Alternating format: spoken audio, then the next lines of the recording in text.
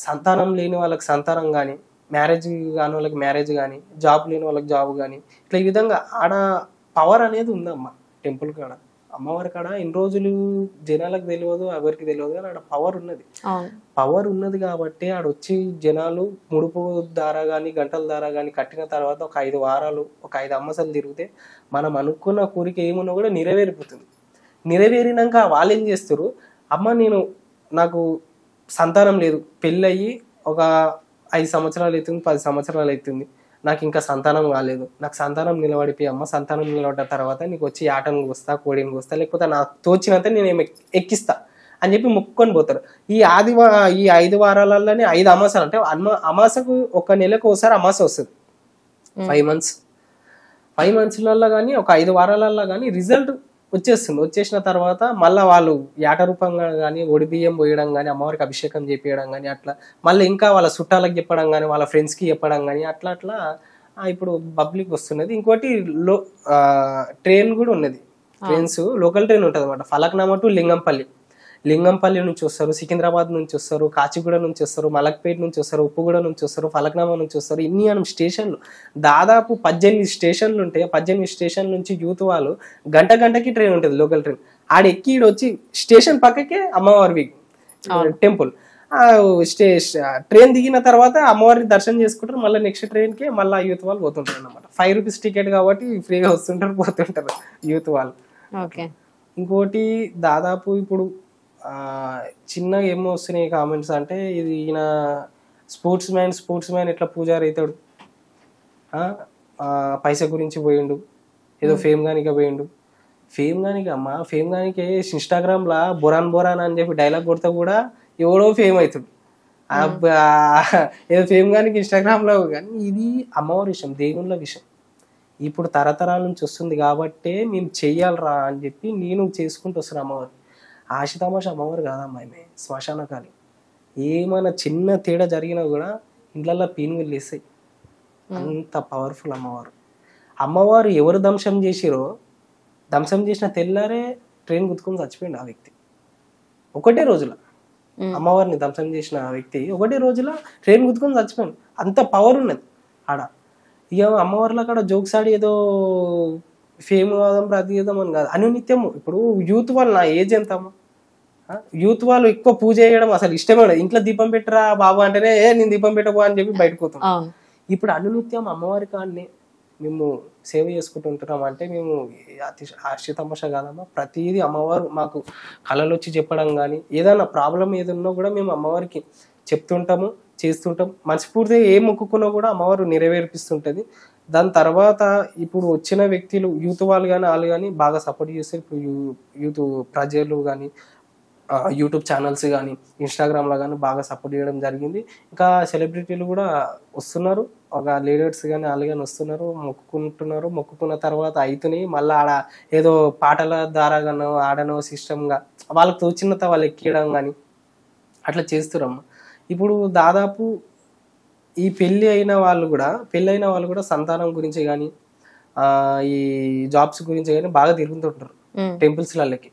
మా టెంపుల్కి ఎక్కువ ఏ ప్రాబ్లంతో వస్తారంటే నరదిష్టి, అంటే మంది కళ్ళు మన మీద పడడము, ఏదైనా పని పోతుంటే పని ఆగిపోవడము, ఆ రోడ్ మీద పోతుంటే చిన్న యాక్సిడెంట్ యాక్సిడెంట్ అయిపోవడం. అంటే ఎట్లా ఎక్కువ నరదిష్టి ఎక్కువ ఉండడం వల్ల మన గుడికాడ ఒక 5 అమాస రోజు బూర్తి గుమ్మడికాయలో దీపం పెట్టారంటే మన మీద ఉన్న నరదిష్టి, నజరు, మంది కళ్ళు ఏమున్నా కూడా మొత్తం తొలగిపోతుంది.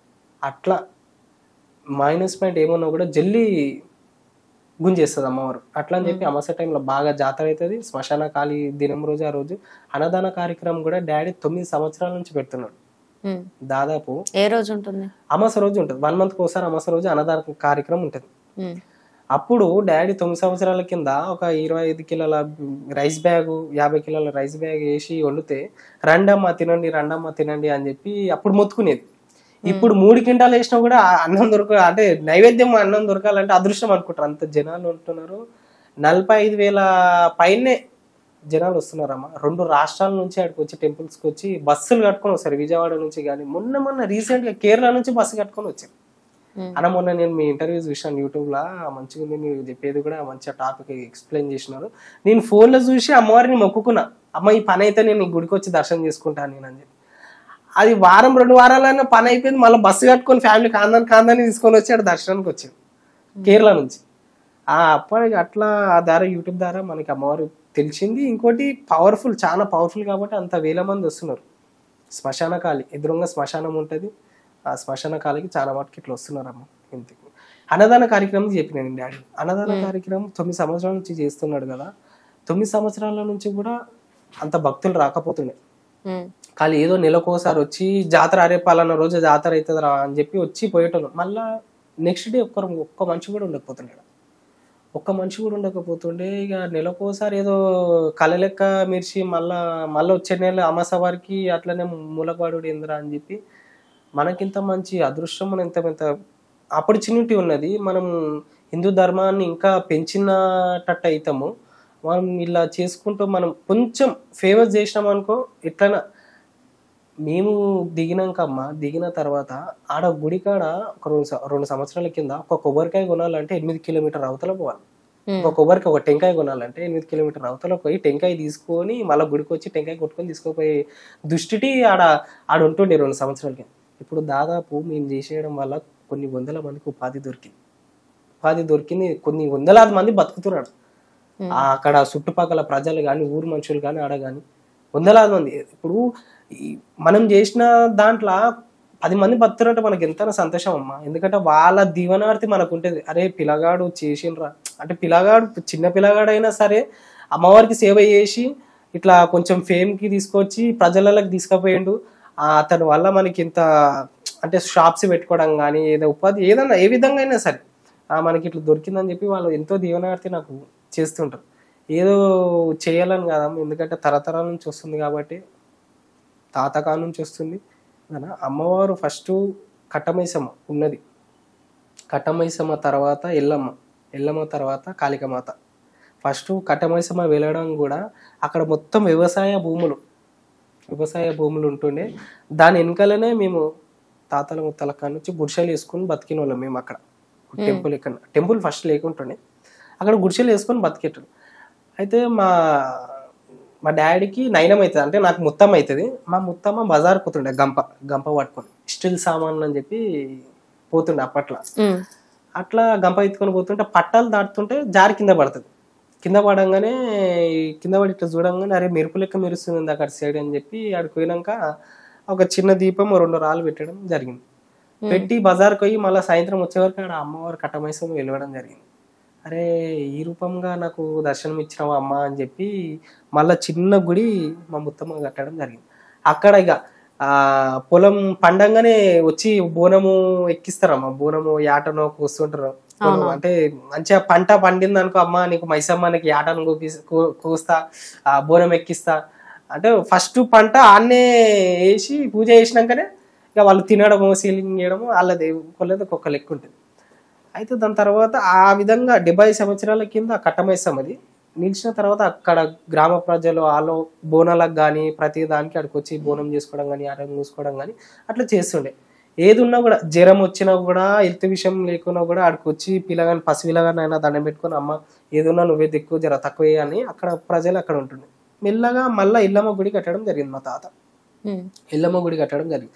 కట్టిన తర్వాత కట్టమైసమ్మ గుడి, ఎల్లమ్మ గుడి 2 ఉంటాయి. ఈ మైసమ్మ లేకుంటుండే. అయితే 2-3 సార్లు మా తాతకి కళలో వచ్చి చెప్పడం జరిగింది, అరే నన్ను పెట్టురా విగ్రహ రూపంగా పెట్టు అని చెప్పినా కూడా పట్టించుకోలేడు మా తాత. ఏదో వస్తుందిరా ఇట్లా కళ వస్తుంది అని చెప్పి అంత పట్టించుకోలేదు. అయితే 2-3 సార్లు ఇట్లా చిచ్చులు కూడా పెట్టింది మా తాతకి. అయితే ఇట్లా చిచ్చులు అంటే ఇట్లా ఆటంకాలు తెస్తుండే అని చెప్పి అమ్మ సరే అని చెప్పి నా చెయ్యి ఎంతవరకు వస్తుందో అంతవరకు నేను అమ్మవారిని పెడతామా అని చెప్పి చెప్పిండు. చెప్పిన తర్వాత కేశంపేటలో ఎవరు తయారు చేసిన విగ్రహాన్ని అతన్ని పిలిపించి ఆ విగ్రహం ఆడ పెట్టిపించి చేపించిండే.